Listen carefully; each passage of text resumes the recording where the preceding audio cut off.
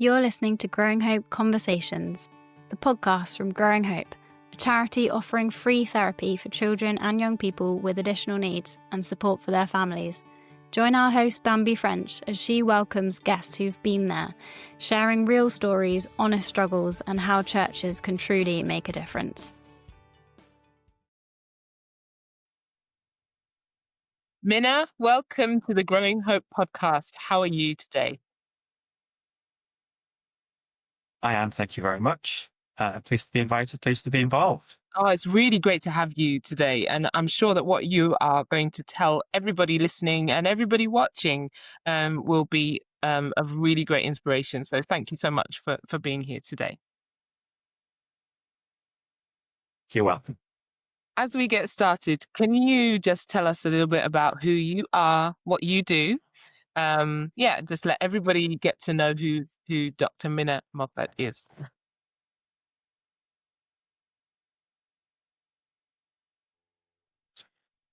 Well, I'll talk a bit of first about whose voice you're hearing. So you can hear my interpreter's voice. His name is Carl. He's currently watching me on webcam. I'm signing BSL and he's interpreting it into English. So I work regularly with interpreters as part of what I do day to day. Sometimes I do use my own voice. Sometimes I do lip read, a bit of a combination of communication methods. But today I'm using my interpreter. So I work for Caritas based in the Diocese of Salford, which is the Catholic diocese that covers 16 local authorities. So it isn't just a centre of Salford, although it's named that, but that's just the way the diocese is named. It's actually a huge area, 103 church parishes in that geographic boundary. Some other parishes have 2, sometimes even 3 churches. Of course, there are ones with 1 church as well. I think it's 605 square kilometres, the area that the diocese covers. So I work in that area and have done for the last 3 years. I felt a calling to do so, to join Caritas. I was being called by God to work with the church. I used to work as a teacher. I used to teach sign language, and my background is education, sign language learning, sign language teaching, how deaf and hearing people come together in that sort of cultural understanding, cultural mediation, and where communication sometimes breaks down in that interaction with a strong focus on education. So it was kind of a significant shift in what I was doing to go to the church, but I felt it was a really important thing for me to do. Awesome. You've got a big remit in your in your work that you do. I certainly do. Yeah, it's massive. Yeah. The name's a bit misleading, just calling it the Diocese of Salford. Also, the area can be quite difficult because I guess there are 7 of those areas are, trying to think how to word it. We are the most deprived, are the most deprived areas in the country based on the 2019 statistics, so pre-COVID. They haven't got any current post-COVID statistics. But it goes to show that working with a specific demographic there, which can make it quite hard to work across all domains. We work with people who are experiencing homelessness, food poverty, working with refugees, or people experiencing some form of marginalization. It isn't just within the church buildings, but also we do practical social action as well, which is kind of what Caritas is, with a charity that does the social action, the practical work of the Catholic Church in that giant geographical diocesan area. That's some really great work that you're doing.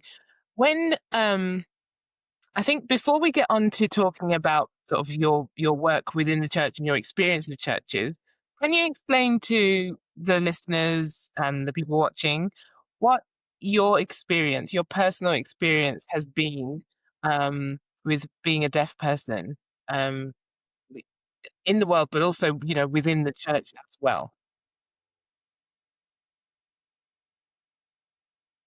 Of course. So it's interesting, actually. Last night, I'll use that as an example. I was teaching I was teaching as a second session of a series of sessions, and someone said when they came the week before, they panicked because they found out that a deaf person was involved and teaching the session.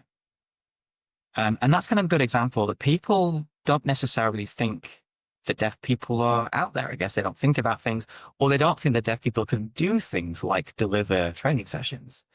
So a lot of the exclusion isn't done maliciously. It isn't done on purpose. It's through a lack of consideration. People just never think about it. Like if I'm in a queue in a shop and someone's behind me wants to get past me and they've asked, excuse me or whatever, I haven't heard them. They can get really irate and then march in front of me and start shouting at me. And when I say I'm deaf, they have to backpedal. It's not something that's come across their mind when they see me not responding to them talking to me. And people just don't think about it. And the consequences of being deaf, of having some form of hearing loss, it's changed a little bit in the last, let's say, 3 years. I think Strictly, Rose, who won Strictly, I think she has really woken people up to deafness. Yeah. And a realization that deaf people are not only out there, but they can actually do things. Mm-hmm. So that I think that's been a shift that I've seen that I'm finding quite interesting. Mm-hmm. Mm-hmm. Do you But, feel? but I think people tend to forget about deafness is sort of the take-home message there. Mm-hmm. Do you feel like it's that you have a? I don't want to use the word burden, but do you feel like you have a responsibility to educate others around deafness and how actually anybody who's deaf can be included and can, like you say, deliver training and do all sorts of things as long as there's an awareness? But do you feel like there's a you have the responsibility to educate people around what is possible for someone who's deaf? It's difficult because all deaf people have a right to live their own lives. And I don't think there's a compulsion there should be anyway, to teach people and educate people that you don't have to be an activist to improve the world around you because of the situation you find yourselves in. But there are things that come up day to day where I use that as a sort of teaching moment, a learning moment. Mm-hmm. People tend to sign thank you to me. And even just feeling that, I feel like they've acknowledged me, that I feel like I'm more included. And it's that tiny effort, that small pieces of glimpses of people wanting to do their best that sort of make it, for me, make me realize people are actually recognizing my deafness and wanting to make me feel like I'm involved. Mm-hmm.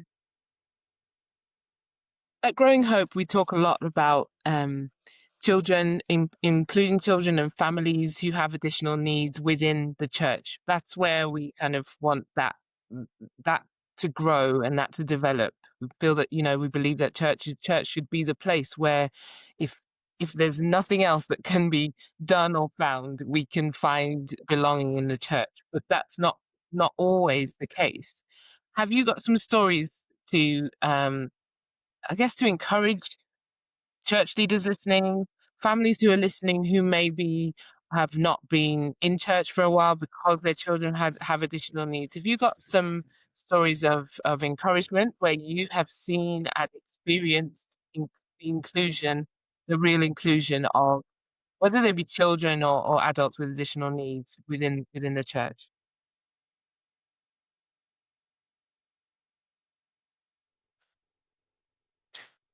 So last April, I was very privileged. I went to Rome for the pilgrimage for people with disabilities. It was in fact, this is the year in the Catholic Church of the Jubilee of Hope. And I was scheduled to arrive there on the 26th of April. And there was so many people going, it was really busy. And there was a big group of people going with learning disabilities and deaf people mixed in amongst that group as well. Every day while we were there, we had mass. It was a type of church service where we celebrated the Last Supper. And we offered the Eucharist while we were there too. And a lot of people did readings or were on the altars where the priest would stand to offer the Eucharist.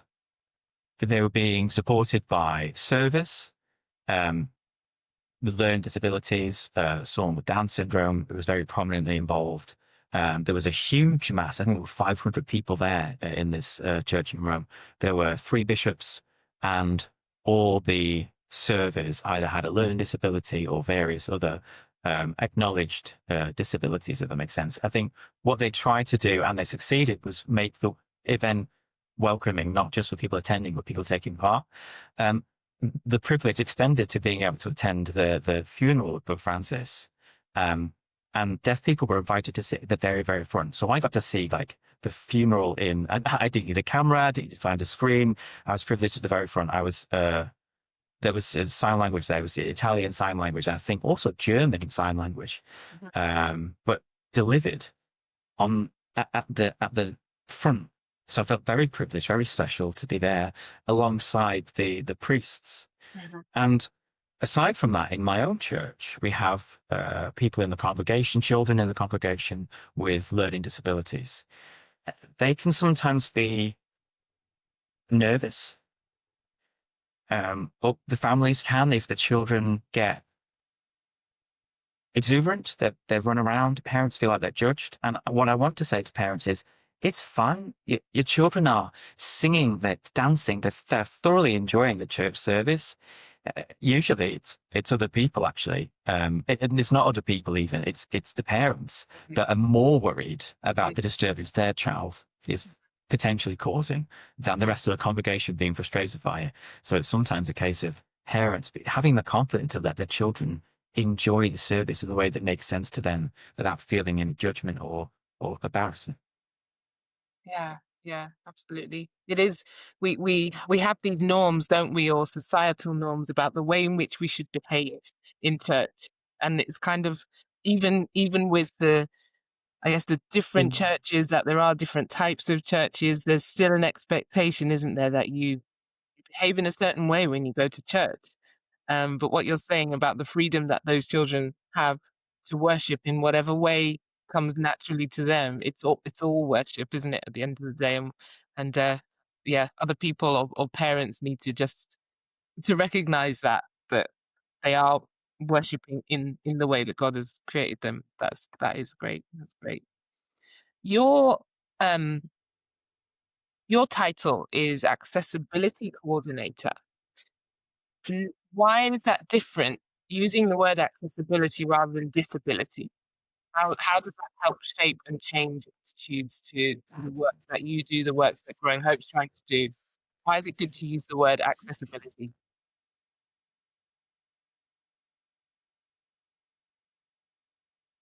Okay, sure. So that's actually a really good question.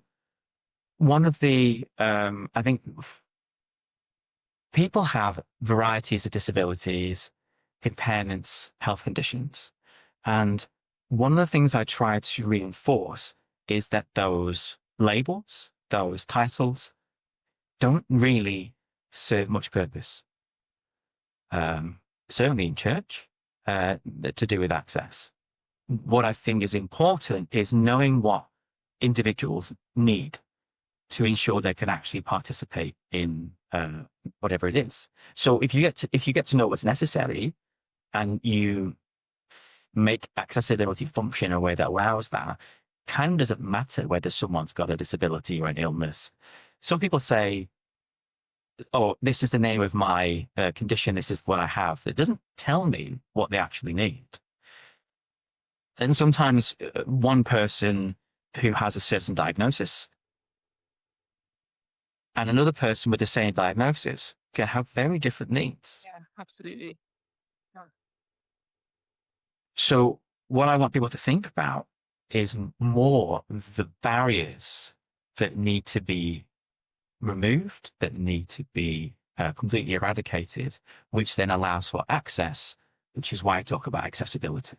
I think that's the key message. Yeah. And it's a really, actually really interesting way of looking at things, because we focus a lot. My background is education as well, and special educational needs, and in schools we're always talking about what are the needs, what are the needs of the children, but in that way that you're talking about, where it's like, well, we know the name of the condition, but what do they actually need? What does this child actually need to make progress in this subject? Or what does this child who might have the same condition but actually needs something different? So it's a really, really interesting concept to kind of talk about. And I'm sure you can you can talk about it for a very long time. And it's like removing Absolutely could.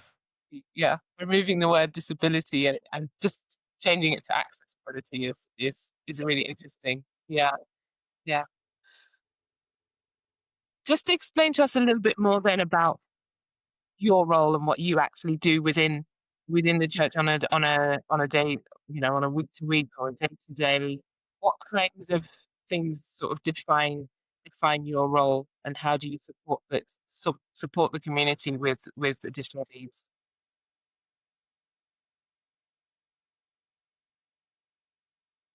A huge task for me is to try and influence a culture change, a culture shift. And by that, I mean inclusion is an attitudinal thing and a mindset thing. It can never be 100% perfect and 100% accessible for everybody all the time, because everybody needs different things. But if we learn to assess the needs of the people that come to us, the people that talk to us, the people who explain their needs to us, we can work with people to co-produce ideas, solutions to bring about an inclusive attitude and bring about accessibility. So what I do day to day is talk to people. I do awareness sessions. I deliver awareness sessions on various different topics: disabilities, conditions, impairments, illnesses. And I try to show people the strengths that people who have those conditions, those disabilities, those labels have, and we focus on the strengths, but also the benefits of trying to spend time bringing those people, those parts of the community into your offering. It gives people a sense of belonging. I use myself as an example. Yeah. So I say that other people make me disabled. And people think, well, what are you on about now, Minna? You're deaf. It's got nothing to do with me. Your deafness is completely related to you and not me. And I say, yeah, okay, so I am deaf, but I only become disabled if I don't understand what's going on. If communication is understood, whether that's in sign language, whether that's me lip reading, whether you're emailing me with subtitles, it doesn't matter that I'm deaf and I'm using sign language. As long as I can access it, the barrier's gone. Yeah. So people, for example, looking away while they're talking to me, so I can't lip read them, I can't see their face, that's when I experience disability. So I spend a lot of my time talking to people and educating them and helping people think that there might be a solution to certain things that they've got going on in their particular parish or their church or their community. And I work with them to co-produce something that creates a real impact to them and the person that they're specifically thinking of. I don't just say, well, this has worked in some churches, it'll work for you. Have a conversation about what's the best path to the outcome that people are looking for. Yeah.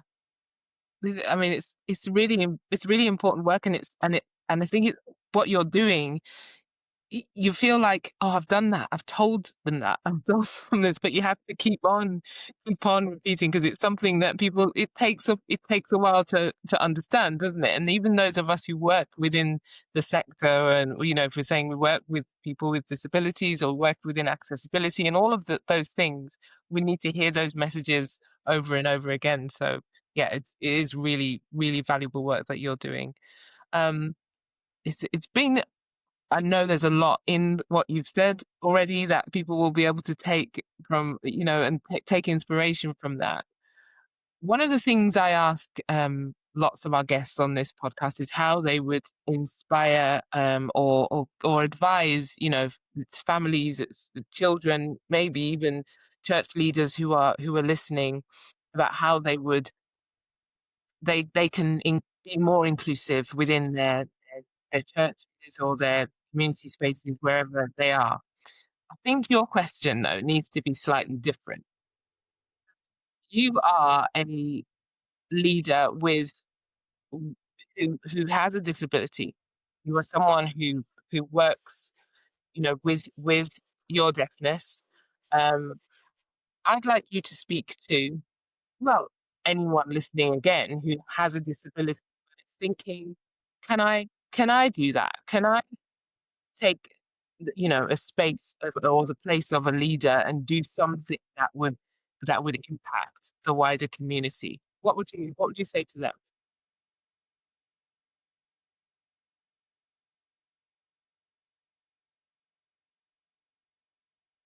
I think the best thing is being prepared to listen to people's experiences and being prepared to understand other people's worldviews. Yeah. If I give you a small example, I'll use myself as an example again. In my church parish, it's based in East Manchester in an area called Gorton. And a lot of people have moved into the area from Nigeria. So they live in the area now. And so there's a significant proportion of the congregation of my church that are Nigerian born, but moved over here. And they've never known sign language, and they've certainly never known British Sign Language. Mhm. They are often very vocal in terms of they're in the choir. They sing, but I can't really get involved in that. They still include me in their choir, though. They've learned one sign, just one, but it's the sign for hallelujah. So whenever they're singing hallelujah, they always sign it at the same time. And it seems like such a tiny thing, but it's so important for me that they're trying to welcome me. They are encouraging my sense of belonging in the parish. I've been part of the church for about 4 years, that particular church. So I'm sort of new to the area, and I'm deaf, can't sing, can't join in their choir, can't join in the way that they worship. But they're thinking, well, okay, she's deaf. What can we do? We can learn a bit of sign language, and then they use the sign for hallelujah all the time. And someone asked me what's the gesture that they're doing, and I explained that they're trying to sign hallelujah. Another example I can give you is the priest in my local church. His we in the Catholic Church we call them homilies, but you might call them a sermon. I don't know. When he delivers his homily, he writes it beforehand anyway, and then he sends me a copy of it in an email. Yeah. So when he's delivering that, I can read it alongside it, so I can see what he's saying, even if I can't hear. Mhm. And for those people who don't use sign language but have some degree of deafness, and I suspect there's lots of people like that in many churches around the country. But even if they had some notes provided to them by the person delivering the sermon or the homily, even if it isn't a direct verbatim script, I think that would still help them. One of the things I find saddens me the most is when I'm left out, when I'm excluded, when I'm not considered. So those are two examples just from my church, from two different groups of people, where they tried their best to get me involved, to bring me in. And that's come. And my point there is that it's people listening. It's people acknowledging there's someone there that can be supportive in a certain way, and they're doing it to do something to support them. Yeah, yeah. It's about people trying, isn't it? At the end of the day, we're not always going to get it right. We're not always going to have everything in place, like you say. But it's the intention. It's the right. Absolutely. And you're never going to get it perfect, Mhm. but it's the trying. Yeah. It's always, and some, you always say the wrong thing. And you often tell people, or ask people, why won't you bring up disability? Why don't you talk about disability? And they say, oh, I don't want to offend anybody. I might say the wrong thing. I might upset somebody. Well, I say that presents a barrier. It makes disability taboo. It means people feel like, oh, we can't talk about that. We're not allowed to talk about disability. But if no one does, nothing changes. Yeah. Yeah. The question, oh, I see you're in a wheelchair. Is there anything that you need? Oh, you don't. That's fine. That's not a problem. We've had that conversation. Yeah. Oh, I can see that you're struggling to read the print of the newsletter or the write-up of the church. Do you want that in bigger font? Oh, you do. Brilliant. Let's get that sorted for next time. It's that conversation that you might need to have. But if you don't feel like you can have it, then you can't go anywhere. Yeah, absolutely. Thank you so much. It's been an absolute joy to hear what you have to say today, and I know that what you've said will inspire many of the listeners. Can you signpost us or promote any kind of resources that you're using within your work? Anything that we can link in the show notes that people can find out a little bit more about your work and what you do? So I can point you towards our Caritas website. There's downloadable and printable resources. Something that we produced this year, as it's the Jubilee of Hope. We produced that in April, as that was the month of disability, if you will. Something I produced with another member of staff in Caritas, which is a parish guide to accessibility. There's a couple of tips, a couple of suggestions, things that can happen in churches that can improve certain situations for certain people. And we do try to every month do like a little 500-word blog about more sort of tips, accessibility, do's and don'ts. We do that on our website. I'm actually nearly finished in the middle of the blog at the moment. Last month's was, what was last month's? Oh, I know what, it's gone blank. I think it was sight loss. I think we covered or talked about sight loss. And then the month before was hearing loss.